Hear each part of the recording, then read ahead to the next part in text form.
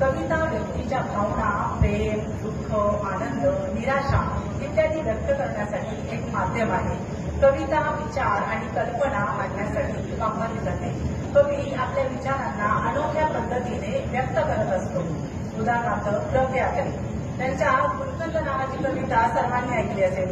गुलकंद नावाच्या कवितेतून प्रेमरस वाजवताना ते म्हणतात, तोंड आंबले असलेले ज्याचे प्रेम निराशेने, तोंड आंबले असलेले ज्याचे प्रेम निराशेने, प्रेमाचा गुलकंद तयारी चाटून हा बघणे, प्रेमाचा गुलकंद तयारी चाटून हा बघणे. प्रेमामध्ये चटका बसलेल्या लोकांसाठी कविता एक मार्मिक उदाहरण देते कवितेतून.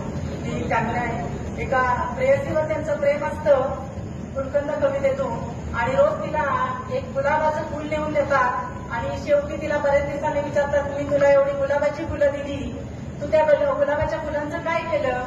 तर ती त्यांना एक घरात जाते आणि भरणी घेऊन येते, तर त्यात तिनं गुलकंद साठवलेला असतो. ती म्हणते की तुम्ही दिलेल्या गुलाबांचा मी गुलकंद बनवला.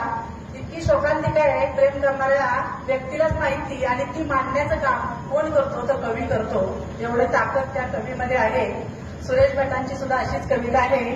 काट्यांतुनी फुलांची झुलती कमान आहे, काट्यांतुनी फुलांची झुलती कमान आहे, हवे ते उचलून घे वेड्या दुनिया दुकान आहे, हवे ते उचलून घे वेड्या दुनिया दुकान आहे. आमचा कवी काट्यांतून सुद्धा फुला